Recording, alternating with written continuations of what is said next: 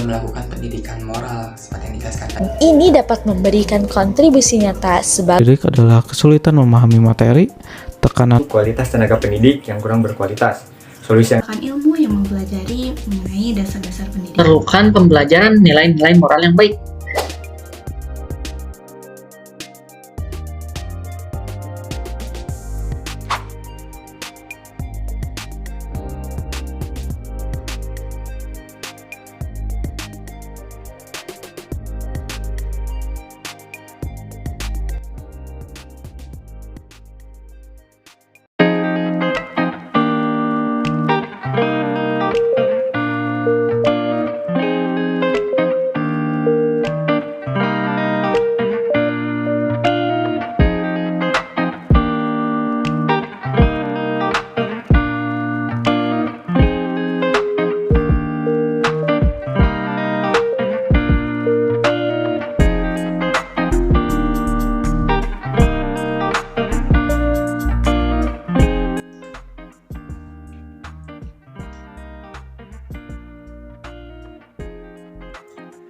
Oke, nah pengantar pendidikan itu sendiri merupakan mata kuliah yang memperkenalkan konsep dasar dan prinsip-prinsip pendidikan kepada mahasiswa di lingkungan masyarakat. Jadi kalau menurutku urgensi atau pentingnya mata kuliah ini tuh dilihat dalam lingkungan masyarakat yang kira-kira dapat dijelaskan seperti ini, kayak meningkatkan kesadaran akan pentingnya itu pendidikan. Mata kuliah ini membantu masyarakat untuk menyadari bahwa pentingnya pendidikan sebagai fondasi pembangunan dari setiap individu dan masyarakat. Melalui pemahaman konsep-konsep pendidikan, masyarakat dapat mengapresiasi peran pendidikan dan memajukan kehidupan sosial, ekonomi, serta budaya. Lalu juga dapat mendorong pengembangan komunitas belajar. Mata kuliah pengantar pendidikan ini juga dapat mendorong pembentukan komunitas belajar di lingkungan masyarakat. Diskusi dan refleksi tentang pendidikan dapat membawa masyarakat untuk saling berbagi pengetahuan, pengalaman, serta ide yang dapat kolektif tentang pendidikan. Jadi kalau dibilang secara keseluruhan itu urgensi mata kuliah ini dalam lingkungan masyarakat itu adalah untuk meningkatkan kesadaran, pemahaman, serta partisipasi masyarakat dalam upaya memajukan pendidikan. Melalui pemahaman yang lebih baik tentang pendidikan itu sendiri, masyarakat dapat berperan aktif untuk membangun sistem pendidikan yang lebih baik serta memberikan kontribusi yang positif dalam pengembangan individu dan masyarakat secara keseluruhan. Mata kuliah pengantar pendidikan ini memiliki urgensi yang penting karena di dalamnya kita belajar pemahaman tentang sistem pendidikan, teori pendidikan, dan peran pendidikan dalam masyarakat. Pengantar pendidikan adalah langkah awal yang penting untuk membangun landasan pendidikan yang kokoh dalam bidang pendidikan. Pemahaman dasarnya tentang konsep, teori, dan praktik pendidikan. Ini membantu untuk calon peserta didik yang ingin menjadi individual yang tertarik dengan dunia pendidikan. Untuk memahami esensial pendidikan, pembelajaran prinsip etika dan moral dalam konteks pendidikan serta mengenal isu-isu penting yang relevan dalam dunia pendidikan saat ini. pengantar pendidikan merupakan mata kuliah yang bertujuan untuk memberi pemahaman mengenai dasar pendidikan. Di dalamnya terdapat sejarah pendidikan, prinsip-prinsip pendidikan, hingga membahas isu atau permasalahan di dalam pendidikan. Pengantar pendidikan itu mata kuliah yang memberikan mahasiswanya pemahaman tentang konsep pendidikan, filsafat pendidikan, isu-isu dalam bidang pendidikan, dan juga teori yang mendasari bidang pendidikan tersebut. Pengantar pendidikan merupakan ilmu yang mempelajari mengenai dasar-dasar pendidikan. Di dalamnya kita mempelajari hakikat kita sebagai manusia, lalu faktor-faktor yang mempengaruhi pendidikan di Indonesia. Kita juga membahas problematika-problematika yang terjadi di pendidikan Indonesia dan mencoba mencari solusi yang terbaik bagi pendidikan di Indonesia. Kita juga membandingkan pendidikan di Indonesia dengan negara-negara yang sudah maju tentunya. Di pengantar pendidikan ini kita berupaya supaya di masa depan kita dapat menjadi generasi-generasi yang dapat meneruskan dan memperbaiki pendidikan-pendidikan di Indonesia untuk selanjutnya. Oke Oke, nah apa sih urgensinya tuh masuk dalam mata kuliah ini lingkungan sosial? Nah, kira-kira urgensinya itu kira-kira dapat mendorong pemikiran kritis tentang isu-isu pendidikan. Nah, melalui mata kuliah ini tuh setiap individu itu diberikan kesempatan untuk mempelajari isu-isu yang penting yang berkaitan dengan pendidikan. Mereka diajak untuk berpikir kritis tentang tantangan, permasalahan dalam sistem pendidikan seperti kayak kesenjangan pendidikan, ketimpangan akses pendidikan, serta isu-isu sosial dalam pendidikan. Hal ini memungkinkan untuk individu untuk mengembangkan pemikiran analitis dan mengajukan solusi yang lebih baik. Lalu, jadi kalau misalnya dibilang ya secara keseluruhan tuh dengan adanya mata kuliah pengantar pendidikan ini dalam lingkungan sosial itu urgensinya adalah penting. Urgensi dengan adanya mata kuliah ini itu untuk meningkatkan pemahaman, kesadaran, serta partisipasi dari setiap individu dalam pembangunan pendidikan. Mata kuliah ini memberikan landasan awal yang kuat bagi individu untuk mengembangkan pemahaman yang mendalam untuk pendidikan dan memberikan kontribusi yang positif bagi masyarakat. Urgensi dari mata kuliah pengantar pendidikan. Mata kuliah pengantar pendidikan ini memiliki urgensi yang penting karena di dalamnya kita belajar pemahaman tentang sistem pendidikan, teori pendidikan, dan peran pendidikan dalam masyarakat. Melalui hal tersebut, mahasiswa dapat memahami tujuan, nilai-nilai, dan prinsip dari pendidikan itu sendiri, sehingga jiwa sosialnya akan terbentuk dan akan dapat mengimplementasikan dengan lebih baik kepada lingkungan sekitarnya. Urgensinya adalah mata kuliah pengantar pendidikan memberikan pemahaman kepada calon pendidik tentang konsep-konsep yang penting dalam pendidikan, termasuk sejarah, teori, dan praktiknya. Mata kuliah ini juga mengajarkan prinsip-prinsip etika dan moral dalam pendidikan serta menghadiri isu-isu kontemporer yang relevan. Menurut saya pribadi, urgensi dari pengantar pendidikan untuk memahami prinsip-prinsip pendidikan, mengetahui sistem pendidikan, lalu mempelajari tentang isu-isu dan permasalahan pendidikan. Dari mata kuliah pengantar pendidikan ini, mahasiswa dapat mengetahui konsep-konsep dasar pendidikan dan juga mengetahui isu-isu atau masalah yang ada di pendidikan Indonesia, sehingga muncul rasa dalam mahasiswa tersebut untuk ikut berpartisipasi untuk membenahi pendidikan di Indonesia. Pengantar pendidikan ini penting dipelajari bagi anak muda seperti kita. Untuk apa? Untuk menjadi bahan edukasi untuk masa depan, sehingga menjadikan pendidikan Indonesia lebih baik untuk kedepannya.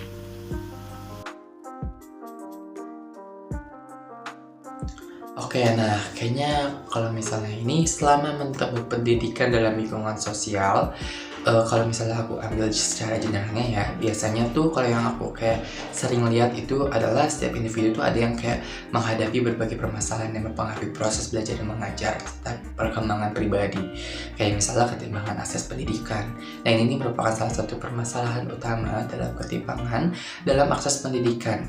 Beberapa individu mungkin menghadapi hambatan seperti keterbatasan sumber daya, jarak geografis, atau dan hal yang mempengaruhi kesempatan mereka untuk mendapatkan pendidikan yang berkualitas. Nah, apa sih itu solusinya? Solusinya adalah mungkin bisa saja meningkatkan aksesibilitas pendidikan dengan memberikan bantuan keuangan, transportasi, atau fasilitas pendidikan yang memadai, atau bisa saja program beasiswa atau pendidikan jarak jauh yang bisa juga bisa dijadikan sebagai solusi untuk menghadapi hambatan sebagai berikut. Lalu ada juga nih, kayak misalnya kurikulum yang gak relevan. Kurikulum ini yang tidak relevan dengan kebutuhan dan harapan masyarakat, mahasiswa, atau dan lain sebagainya macamnya yang dapat menjadi masalah dalam pendidikan. Kenapa? Karena hal itu dapat mengakibatkan ketidak mengikuti minat dan perkembangan peserta didik, serta kurangnya keterhubungan antara materi pelajaran dengan dunia nyata. Lalu apa sih itu solusinya adalah yaitu kita mungkin bisa mengkaji ulang kurikulum secara berkala untuk memastikan kesesuaian dengan kebutuhan serta perkembangan peserta didik dengan melibatkan berbagai pemangku kepentingan seperti guru, siswa, serta orang tua dalam proses pengembangan kurikulum yang juga penting untuk memastikan dari relevansi dan kebermanfaatan materi yang diajarkan. kurangnya kesempatan pengembangan keterampilan. Nah, kadang ini tuh dari hal ini, individu itu mungkin menghadapi kurangnya kesempatan untuk mengembangkan keterampilan non-akademik serta keterampilan sosial. Seperti itu. Selama perkuliahan, permasalahan yang sering dijumpai mungkin dari manajemen waktu dalam mengerjakan tugas. Nah, antara deadline tugas ke tugas dan tidak hanya satu mata kuliah saja, dan juga disertai dengan kegiatan kampus yang banyak sekali, dan untuk pemahaman materi yang mungkin cukup kompleks dan cakupannya yang luas. Permasalahan yang sering dialami peserta didik adalah kesulitan memahami materi, tekanan akademik yang tinggi, dan kurangnya motivasi.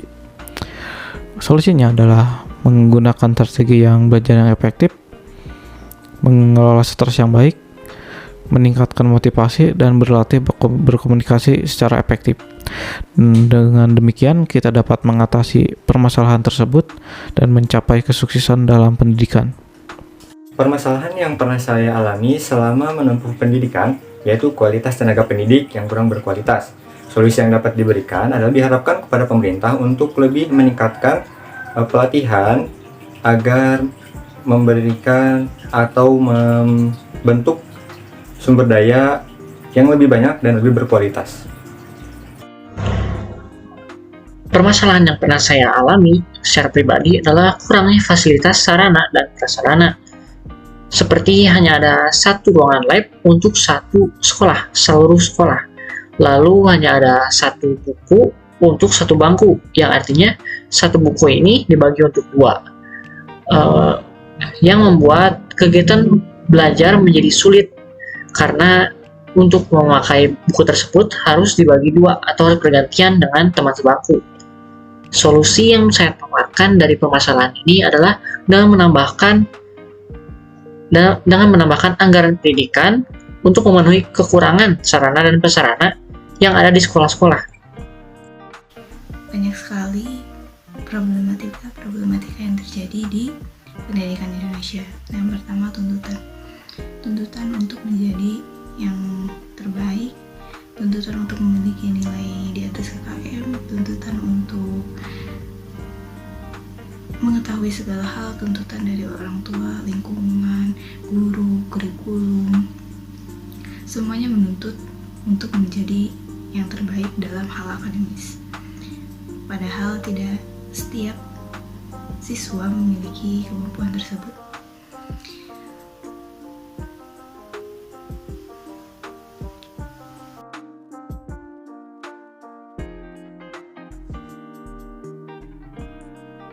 Gambaran moral dalam perilaku pendidikan zaman sekarang itu mungkin bisa dikatakan sangat bervariasi ya. Ada berbagai perilaku pendidikan yang dapat diamati dan moralitas itu dipengaruhi biasanya oleh faktor-faktor sosial, budaya, nilai-nilai yang dianut, serta perubahan zaman. Nah, mungkin salah satu contohnya adalah di bidang kayak kehormatan serta etika. Dimana di zaman sekarang tuh mungkin sudah banyak individu di dunia pendidikan yang menunjukkan kehormatan dan etika yang tinggi dalam tindakan mereka.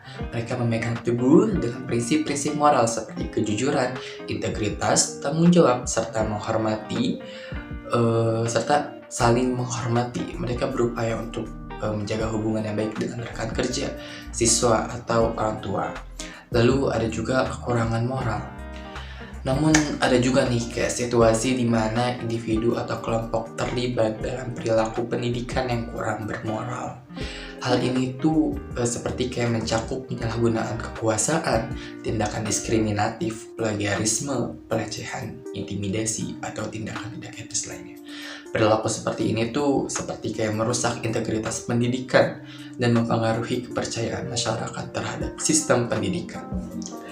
Tantangan ada juga sih kayak dengan tantangan teknologi ya, kayak perkembangan teknologi ini juga tuh seperti memberikan tantangan moral dalam pendidikan, kayak misalnya penyebaran informasi yang kayak tidak akurat atau seperti berita palsu yang dapat mempengaruhi persepsi serta kepercayaan siswa.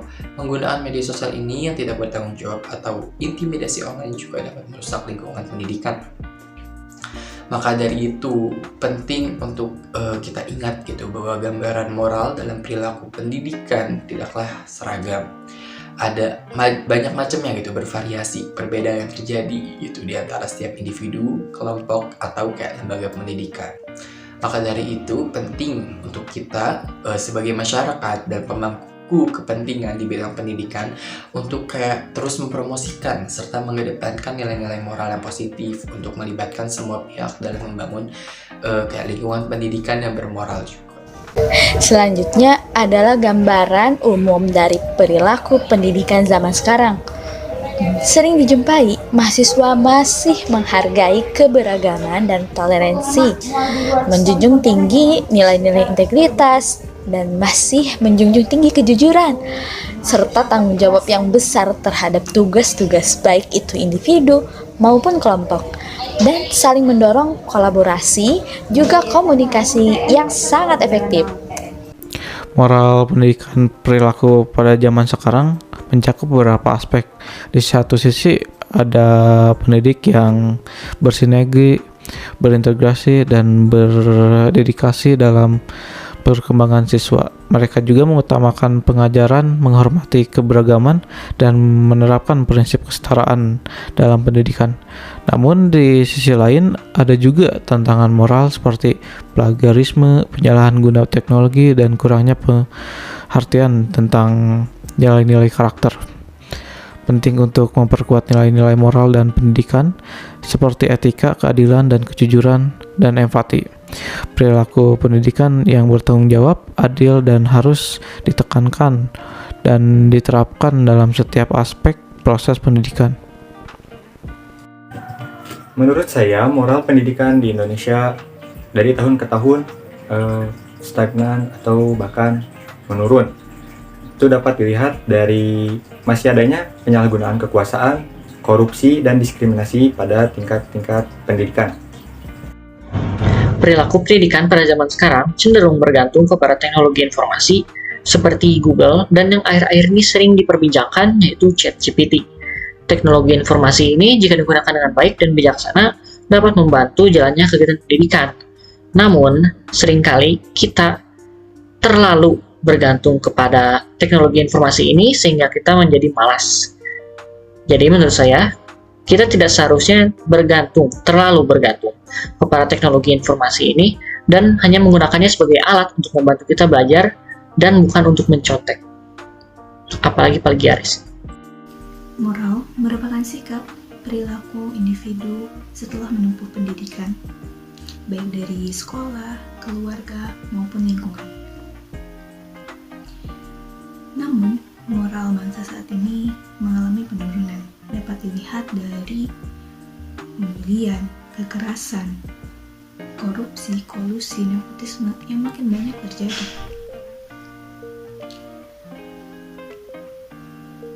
Tidak bermoralnya bangsa disebabkan yang pertama, mereka tidak berpendidikan, atau yang kedua, pendidikan belum mampu membentuk moral bangsa.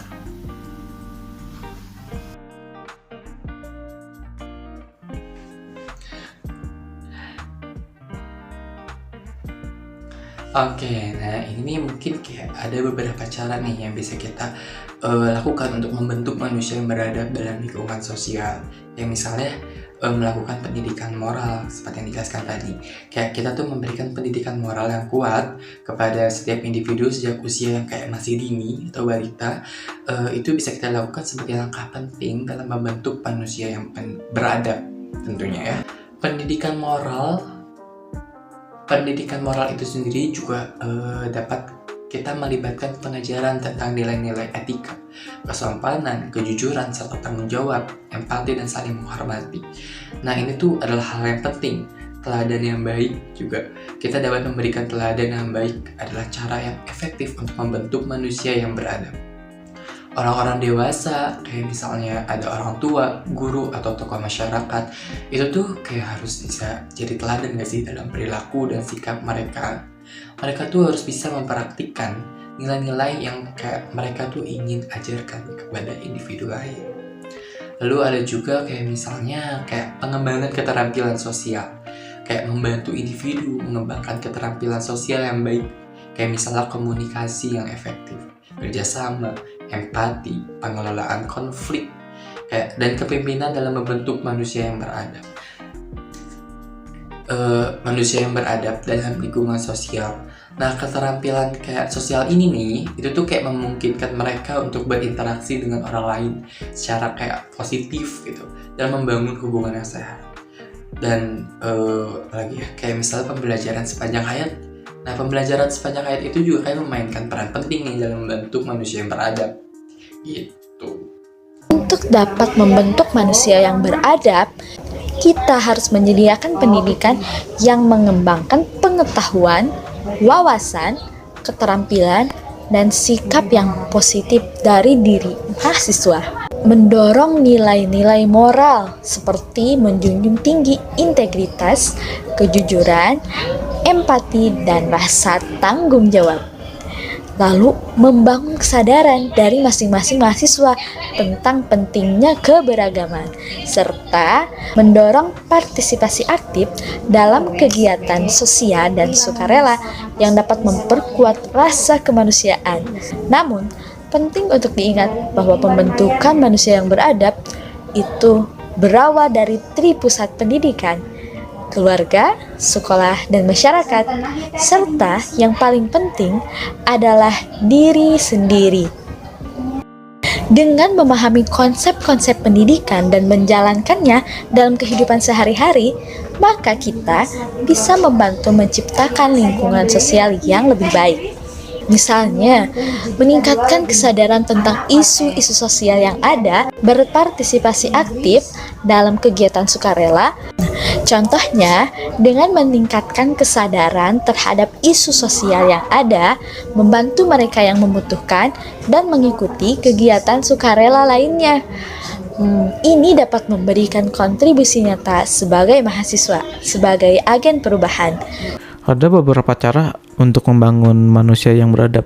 1. Meningkatkan karakter pendidikan. 2. Menanamkan sikap positif. 3. Kebiasaan yang baik. 4. Pendidikan multikultural. Dan yang terakhir, lingkungan yang mendukung. Menurut saya, salah satu cara untuk meningkatkan moral manusia agar lebih beradab adalah dengan memperkuat pendidikan dalam karakter, etika, dan moralitas yang baik. Untuk membentuk manusia yang beradab, diperlukan pembelajaran nilai-nilai moral yang baik. Pembelajaran nilai-nilai ini bisa dimulai dari keluarga pertama, lalu sekolah kedua, yang ketiga dari lingkungan sekitar, di pusat pendidikan. Karena untuk membentuk manusia yang beradab, diperlukan kerjasama dari setiap aspek di pusat pendidikan. Dan untuk membentuk manusia yang beradab, setiap perilaku amoral harus diberikan hukuman untuk memberikan efek jera, dan juga sebagai contoh yang lain untuk tidak melakukan tindakan amoral tersebut.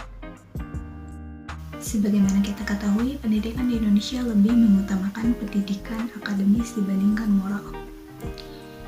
Dengan menanamkan moral sejak dini, seperti kejujuran, tanggung jawab, kasih sayang,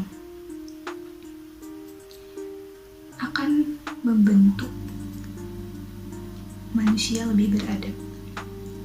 Namun, tidak hanya memberikan pendidikan, juga kita sebagai contoh atau sebagai teladan bagi mereka, sehingga mereka tidak merasa bahwa mereka hanya diberitahu saja, tapi memang mereka harus mengamalkannya. Jangan pernah takut untuk memulai, karena Indonesia membutuhkanmu. Merdeka. Indonesia membutuhkanmu. Merdeka. So, untuk teman-temanku, tetap semangat. Indonesia membutuhkanmu. Merdeka. Indonesia membutuhkanmu. Merdeka. Indonesia membutuhkanmu. Merdeka. Indonesia membutuhkan merdeka.